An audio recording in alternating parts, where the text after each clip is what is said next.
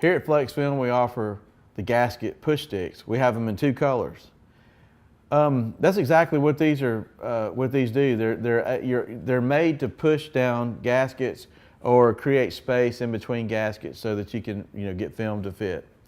This is the most popular out of the 2 colors. It's also been called the bone tool.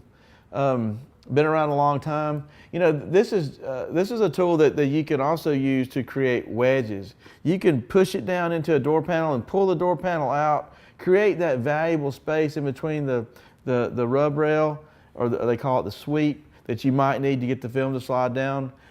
This would be a good wedge tool. The difference between these 2, other than the color, is the thickness. The blue one is the thicker one, and the white one is the thinner one. There's a smoothness around the edges of these tools, and that makes it really kind of cool, to get into hard to reach places, and you can push on the film, kind of like you're using a little chiseler or some sort of a hard card, to push out small imperfections, creases, or maybe work out little bits of trash with the heat. You can really get this into areas that you couldn't get any other tool. Sometimes you can even use this as a little squeegee to get way up into the fixed glass where seals are involved. There's so many reasons that you could use this tool, to really detail and perfect your work in your tent job.